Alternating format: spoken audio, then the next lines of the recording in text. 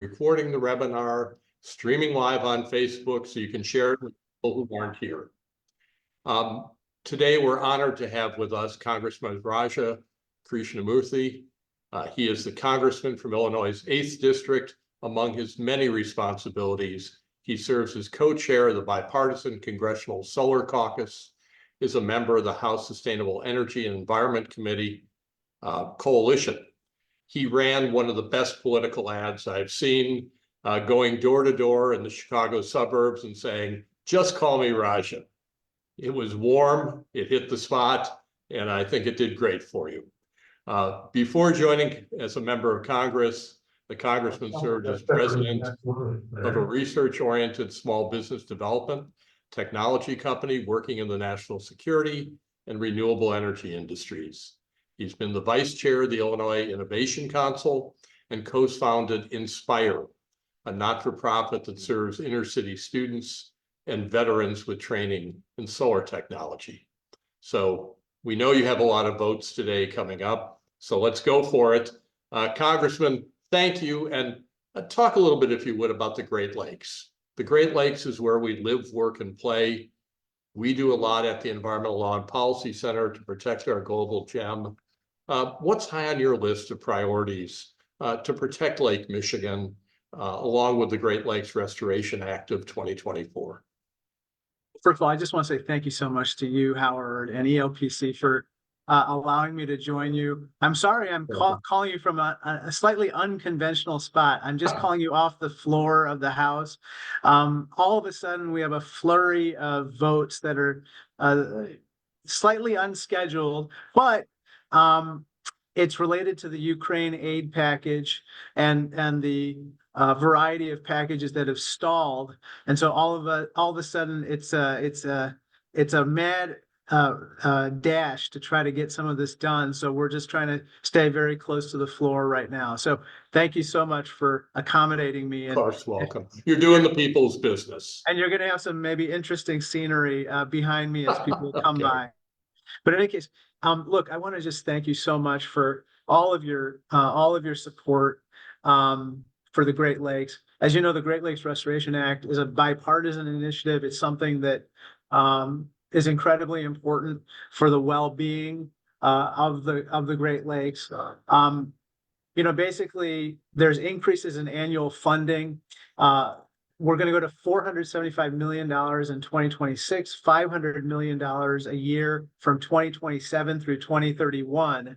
And basically, since 2010, almost $3.4 billion has gone to 6,900 projects throughout the Midwest. So that's a lot of projects, again, in states surrounding the Great Lakes on a number of initiatives. I'll just point to two things that are kind of priorities for me, and then I'll turn it back to you, Howard, because I don't want to have a speech. Morgan Shoal, Lake Michigan shoreline. As you know, Lake Michigan is our lifeline for our economy, for water, for so many different items.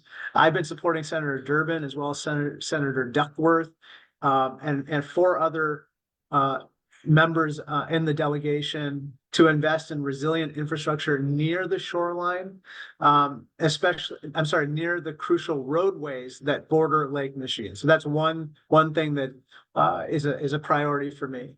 And the Army Corps Morgan Shoal work plan is going to kind of help with that particular initiative. And so I'm looking forward to continuing to jointly fund that particular project. Senator Durbin in particular deserves a lot of credit for kind of pushing that, and I'm just a supporting actor in his initiatives. The other issue is the Reduce Act. Basically, it's the concern about single-use plastics continuing to pollute our waterways, and kind of incentivizing a greener approach to avoid that. I could go on and on. I'll just talk about one last thing, which is I'm continuing to monitor what's happening, for instance, up in Waukegan in the harbor. Just last year, I joined Brad Schneider and others, and Senator Duckworth, to talk about, making sure we clean that area up because of I believe coal ash continues to be a problem in that area. And it's a problem for the ecosystem, it's a problem for recreation, it's a problem for economic development in Waukegan as well. So that's just another issue that is somewhat related to what we're talking about. And so I want to just mention that too. It's terrific you're working on that. Have we gotten to the point where protecting the Great Lakes is not only bipartisan, but almost nonpartisan? And are you optimistic that will continue through the next Congress, where you talked about the appropriations continuing to increase? Yes, I do think so. I think that it's kind of reached a status in my 8 years in Congress now where I feel like it's almost a nonpartisan issue. I'm glad you brought that up. I think it's something that I don't really hear polarizing people because it's so important for the well-being of our constituents, but also the economies of all of the different states surrounding the lakeshore. Right. Speaking of bipartisanship, you are co-chair of the Bipartisan Solar Caucus. Your fellow co-chair, Representative Ralph Norman, is a card-carrying member of the Freedom Caucus. Talk a little bit about what you're thinking. How do you and Representative Norman, who come from different places, what do you see eye to eye on? How do you see working on policies that drive finances for solar, technology forcing? What do you think can get accomplished by Congress on that sort of a bipartisan basis? I'm so glad you asked, Howard, because this is one of my favorite things to talk about. So Ralph Norman and I could not be more different people. He is a conservative Republican. I'm not. He's from South Carolina. I'm not. And his name is Ralph. I am not a Ralph. And so, but I went up to him on his first day after he was sworn in. I said, what do you do? He said, yeah, I'm a commercial real estate developer. And we got to talking, and he actively promotes solar at his commercial real estate sites, apartment buildings, strip malls, etc. And for him, he said, look, it's kind of a liberty issue. We cut the cord from the utility and we produce our own power. So I said, go liberty. That's exactly what I want to hear. So I obviously I come at it slightly differently, but the interesting thing is that we've actually been quite productive, Howard. In the Trump administration, we actually got legislation passed that promotes solar at the use of at solar on military bases. Right. We actually passed legislation to cut red tape with regard to going solar throughout the country. As you know, there's a patchwork of regulations throughout the country that oftentimes impede going solar. So we incentivize at the federal level cutting the red tape to make it easier for local jurisdictions to adopt solar-friendly regulatory frameworks. That was during the Trump years. And obviously now with the IRA, we're just seeing massive solar deployment, which you know about. And Ralph and I just had an event 2 days ago talking about how we should be using the current incentives. Now, he doesn't necessarily, obviously, he voted against the IRA, but the 30% production tax credit is very attractive for anybody, regardless of where they stood on the IRA. So I see it going forward again in a bipartisan fashion, because so many aspects of this particular issue mean more jobs, mean more wealth, mean more prosperity for communities throughout the country, especially in the South. It's interesting. You talked about 8 years in Congress. In the 8 years you've been in Congress, in Illinois, we've gone from 1,000 small-scale solar projects installed to now there are 80,000. Crazy. So, it's a factor not of 80, 1,000 to 80,000. It's enormous growth. what do you have a sense, I mean, as that momentum is happening, IRA supported or not, how do you see solar issues changing in Congress now that there are just so many projects in Illinois, in South Carolina, other parts of the country? Does that lead to a little bit more bipartisanship, nonpartisanship of let's get policies that make sense for solar? Or is it still just going to be, at loggerheads, red and blue states? I think we're going to be at loggerheads for some time during the, let me say this, as long as there's a Trumpification of the House Republican caucus, which is what we're seeing right now, I think that it's going to be hard to see how IRA, for instance, becomes more bipartisan, handled in a more bipartisan manner. I predict that IRA is going to go the way of Obamacare, for instance, where the benefits start to materialize more and more. People see it in terms of more jobs, more economic growth in their localities, and then it just becomes a fact of life. And I think that it becomes more deeply embedded within our political culture and less susceptible to movements to repeal the legislation. So as you're looking ahead to the next 6 months of this Congress and next Congress, and let's take it from an optimistic standpoint from your side of the aisle, the Democrats get a House majority. What do you see happening? What are your priorities, and what are the issues, particularly that might get some more bipartisan support, enable things to get done, regardless of how the presidential election comes out? And this would be with regard to IRA or something different? IRA and just other things in the environmental and energy space that you're thinking of. And I know you're always trying to find ways of working, whether it's with Congressman Norman or others across the aisle. What are you excited about trying to get done? I'm excited about different things. One is, so I'm the ranking member of the new select committee with regard to the Chinese Communist Party. A lot of people call it the China Committee or the Select Committee on the CCP or whatever. And that was what Representative Gallagher was chairing before he stepped down, right? Exactly. So I'm his counterpart on the Democratic side. And what I've noticed is that that is a platform to elevate issues of critical importance in a way that few other committees are able to do right now and cut through the partisan noise. One thing that I'm trying to do, at least with regard to, let's say, I'm just going to call them green issues, is with regard to green goods and green issues, I'd like to see that committee be used as a platform to talk about how do we kind of onshore the supply chain that's necessary for green goods, whether it's electric vehicles, whether it's batteries, whether it's solar panels.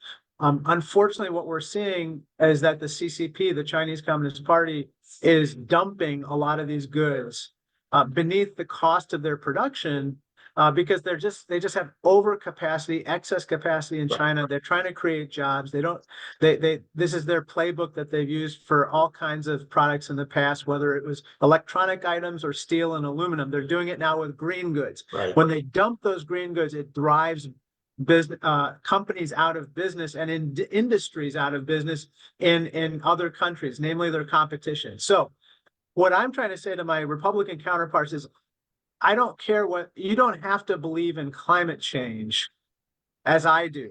You don't have to believe necessarily in installing solar panels on your rooftop as a lot of us might want to do. But you sure as heck don't want the Chinese to own the green future, whoever believes in it, because that means fewer jobs and businesses that basically die in your districts. So what can we do to onshore the supply chain here so that they are better able to survive and thrive? So what incentives can we do to create solar panels here more? What can we do to make sure critical minerals and rare earths are processed in the U.S. and more accessible to us? those are the types of things that I think we can work on in a very constructive fashion with Republicans as well. And that's EV battery plants and solar manufacturing in Georgia, EV battery manufacturing and solar in Illinois, the big new 100%. project at Rockford. That's You know, my, by the way, no- I'm gonna be a politician and plug my own bill that became a law under IRA, which provides the tax credits. John Ossoff, me, and Dan Kildee authored the bill that provides the tax credits for the manufacturing of solar components here in the US.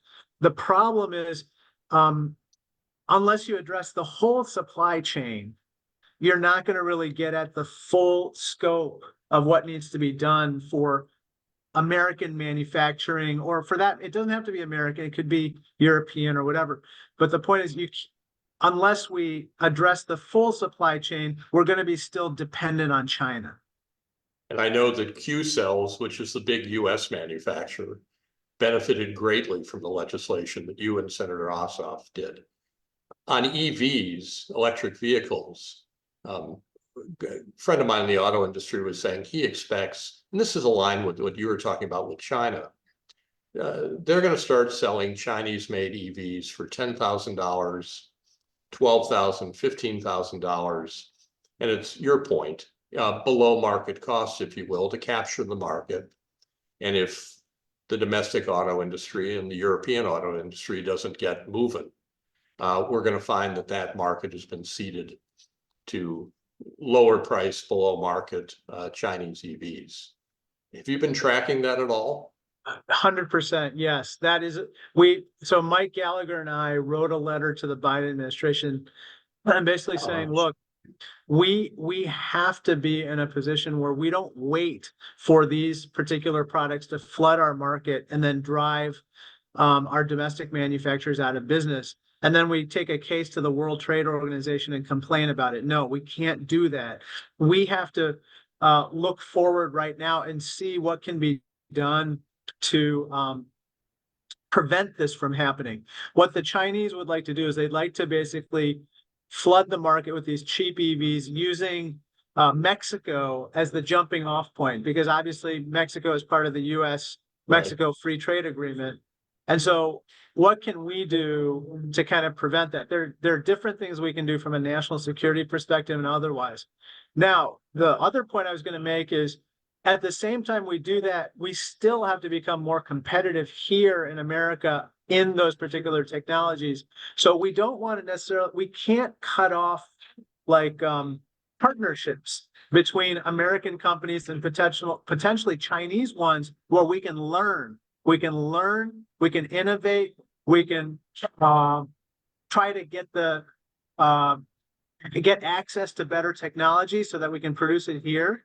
So there's kind of a balancing that has to be struck as well. You know, there are a couple of questions that people have been raising in the chat box about, will the Carbon Fee and Dividend Act, some of the other proposals to price carbon, would those help solve some of the problems you're identifying? So the Carbon Fee and Dividend Act, I think at one time, so here's, I'll just be super honest with you, which is, It can't pass, or can it? not right now.